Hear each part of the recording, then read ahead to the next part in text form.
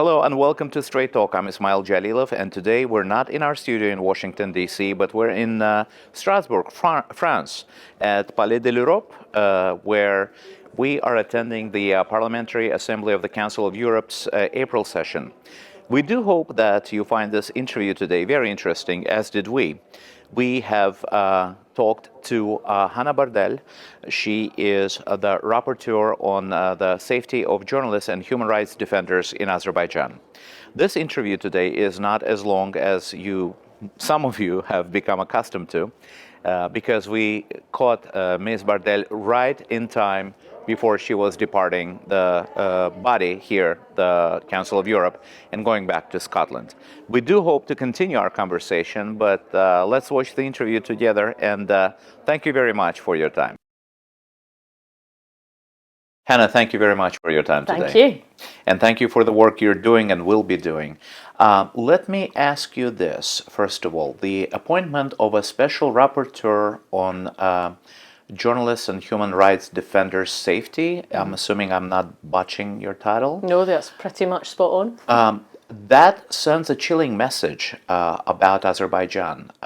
What prompted this position to be created to begin with? So, in answer to your question, yes, it does send a chilling message, but I think it's important to remember that there's been a lot of work done already on these issues in the Council of Europe. There's been previous reports.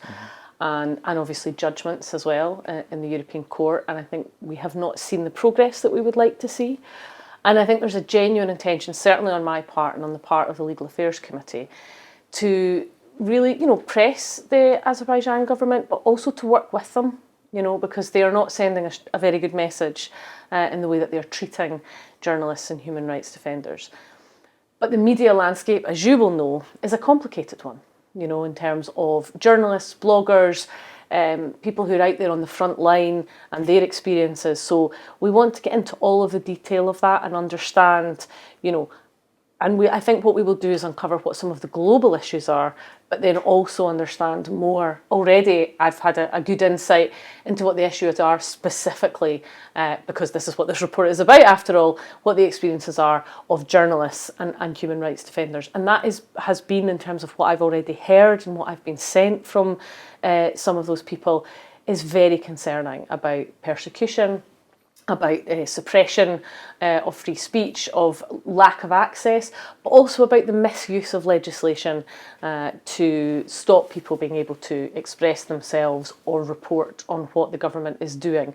And it's not a good democratic situation. Journalists are there to hold the government of the day to account and to keep them honest. I'm assuming you will have several different audiences. One is a government, one is a public at large, and one is my fellow journalists, my colleagues. What would you want them to know about what you intend to do, what you intend to accomplish? Let's start with the government, move on to the public, if you will, and talk about my colleagues.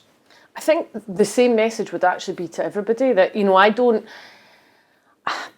I haven't yet been to Azerbaijan. I hope very much to travel there. I come with I think a fresh perspective and a new perspective. This is not a piece of work that I have worked on before. I did study film and media at university a long time ago, and I was a journalist, so and a TV producer. So it's something that I care passionately about. But I want everyone to have a fair hearing. I think that's really, really important. And I want to hear all of the perspectives. So, I guess in terms of my message to the government is, let us have access, let us hear what your perspective is, let me hear what the challenges are, but also what the opportunities are.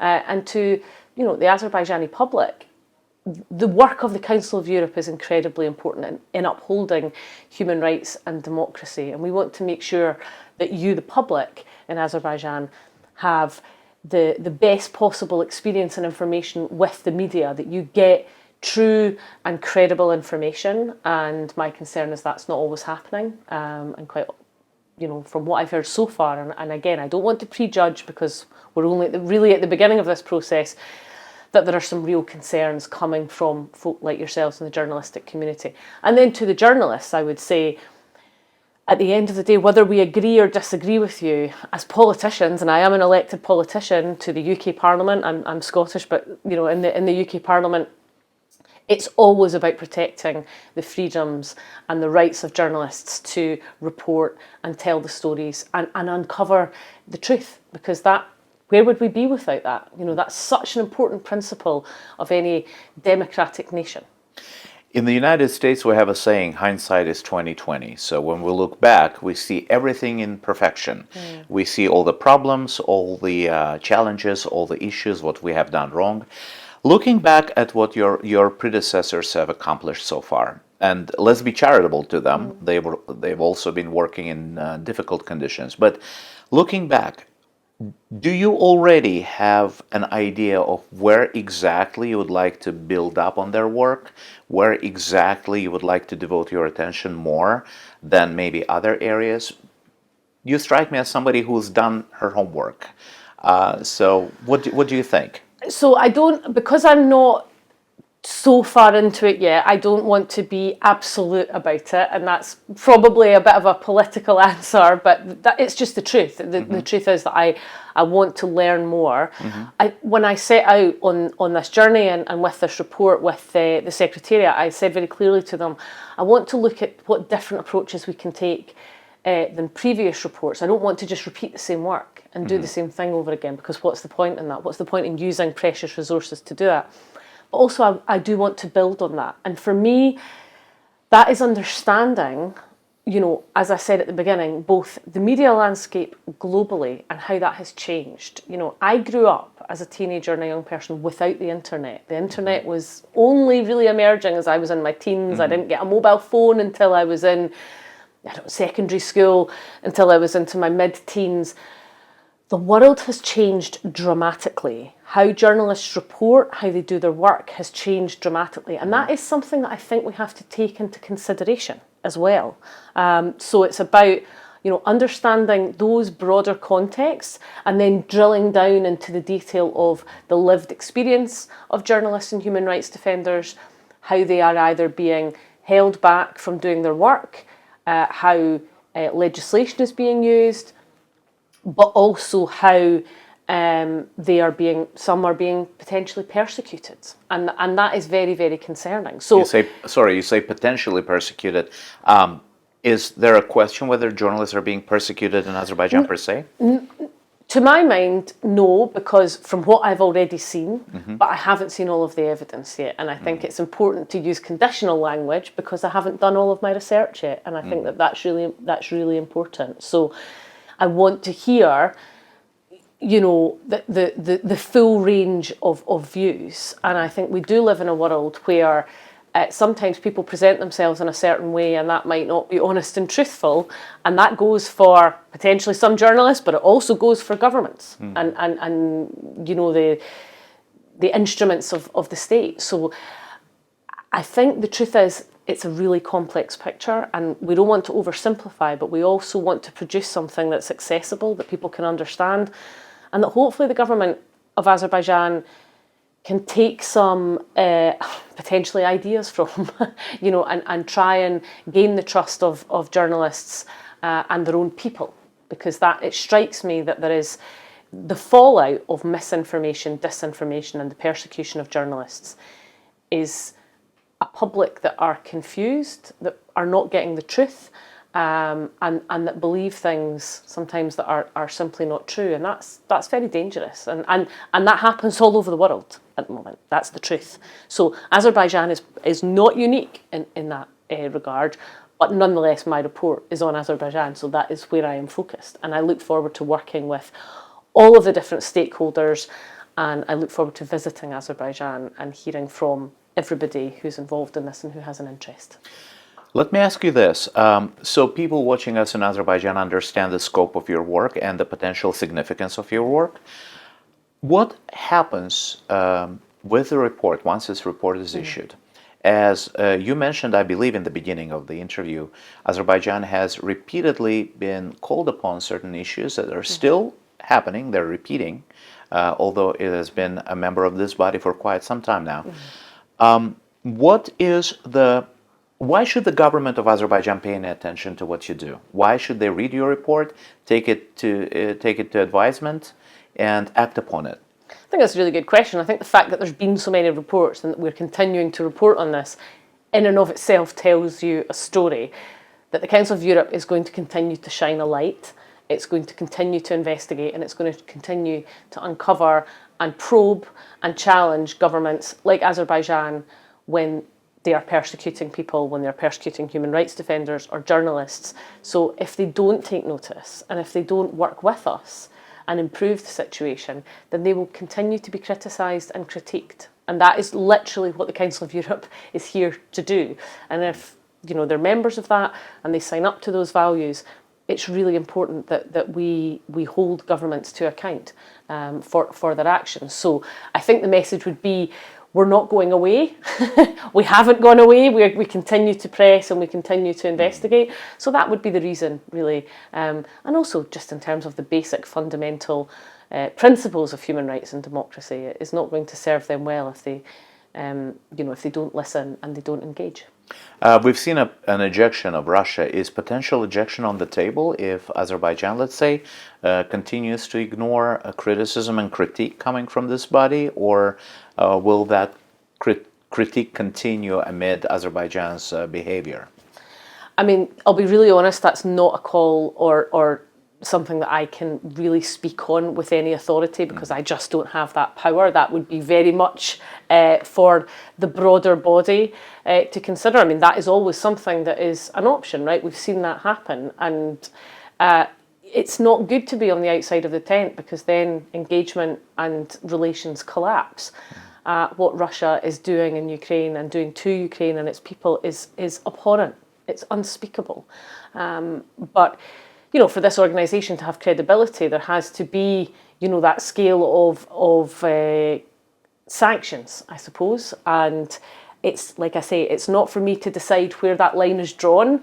We know where the line was drawn for Russia, but I think it's about sending a message, on the one hand, a very strong message to countries that, if you sign up to this organisation, we have principles of democracy and human rights and we expect certain standards, but equally, we want to work with you.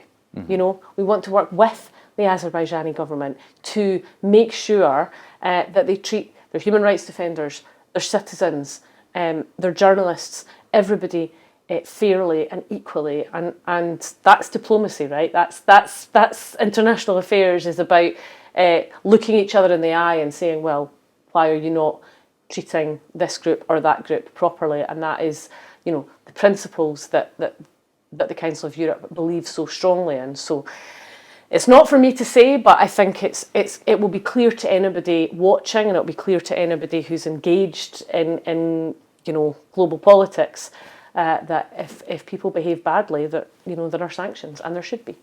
I know you're coming into this role, and you have not done much research, as you say. You have to go to the country, you have to see it with your own eyes, and then come to your own conclusions. But judging from the outside looking in, is Azerbaijan alone in terms of the way the government treats its media?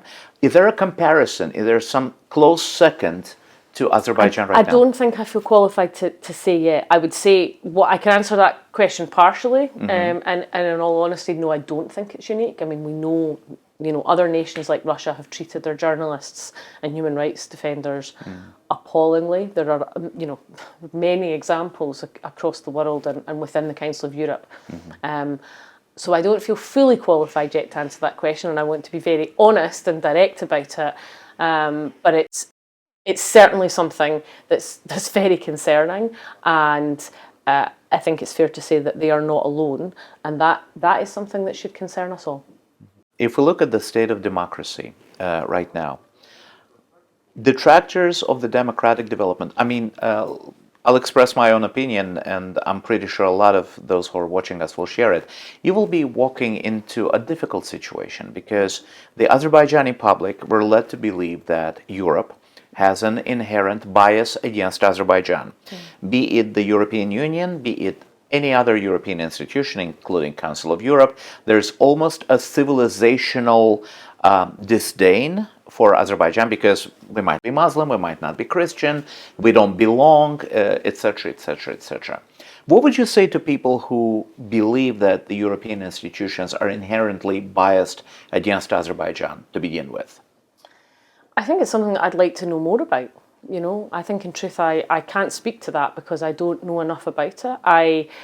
I know what my own ideals are and my own views are, and that is that we have to respect everybody's traditions, values, and you know, we should not be aiming for a monoculture, that we have to respect difference, you know, and as I speak as an open and proud lesbian, you know, my values and who I love and how I live my life might not align with other people even in my own country, but I always say to people, look, I'm not just looking for tolerance, I'm looking for acceptance and celebration. That should be the, you know, that should be the top end. Now, there will be times within, you know, any organisation or family of nations where culture or ideas or values clash, you know.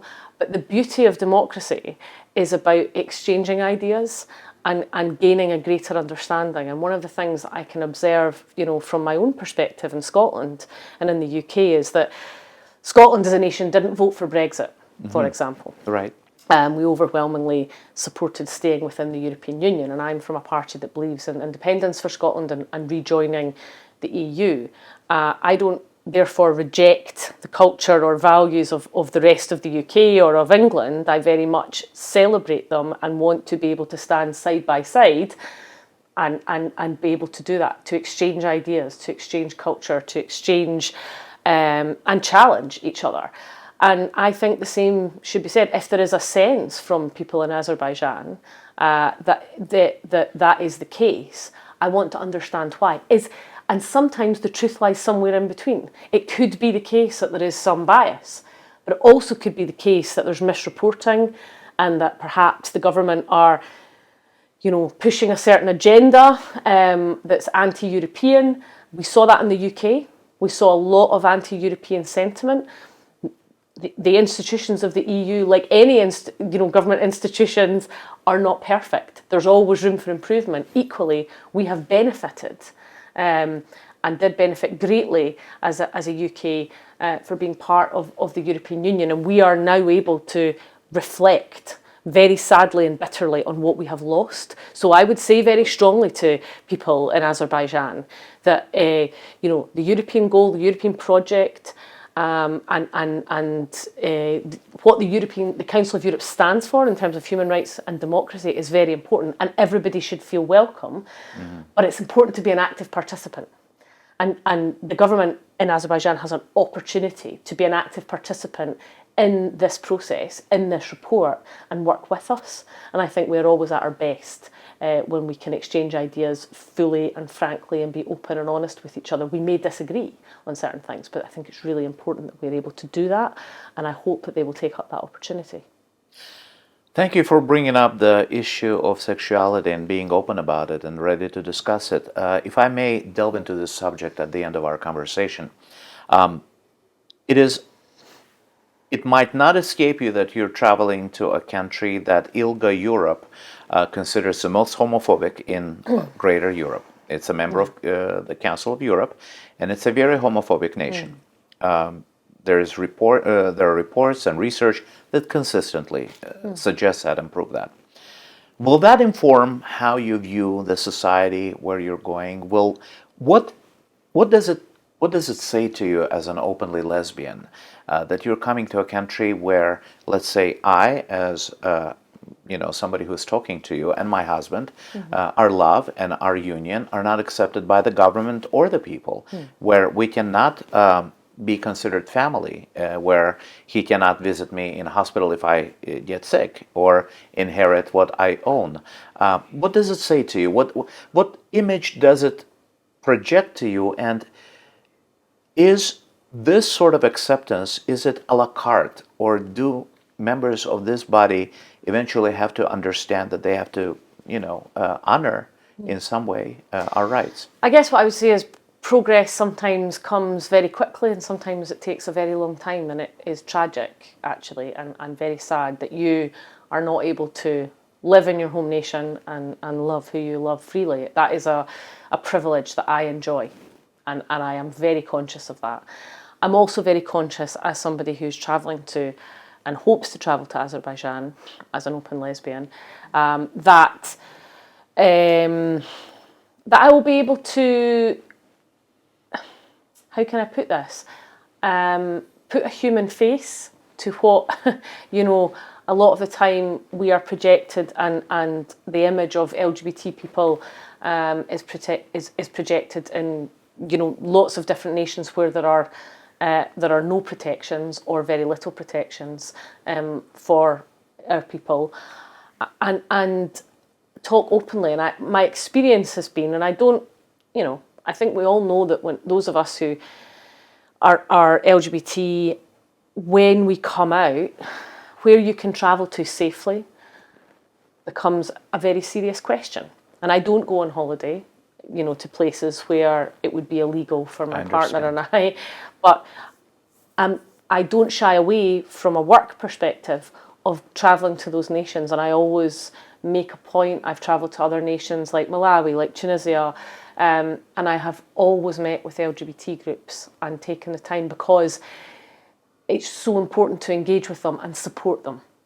And I sit in an all-party group on LGBT plus human rights, global LGBT plus human rights, and that's a really important group in the House of Commons, because I believe in those of us who have that privilege and who have laws that have been hard fought should be looking to lift everybody else up. But you're right, as a member of the Council of Europe who holds those values dear, who's done a huge amount of work on LGBT rights, we should be saying to and putting pressure on those member states to, you know, progress. And I think if we can go and talk to people there, and that's not the main mission of this report, although, you know, there are a number of LGBTQ plus human rights defenders and groups who have faced persecution in Azerbaijan, as I understand it, and I've already met. One of the persecution, I think, is perhaps the wrong term in terms of who I've met so far. It was more about being able to be registered and access support. But nonetheless, I understand the legal position in Azerbaijan, and I respect that, but I disagree with it. And I hope that by virtue of the work with the Council of Europe and in the Council of Europe, we can look to make changes. And we do that by talking to people with whom we disagree. We don't do that by sitting in our corners and not being willing to open up. And that can be very difficult and it can be very painful sometimes. But that has always been the approach that I have tried to take, because the only way you get progress is through understanding and dialogue. Hannah Bardell, looking forward to reading your report, and thank you very much for your time today. Thank you. Thank you.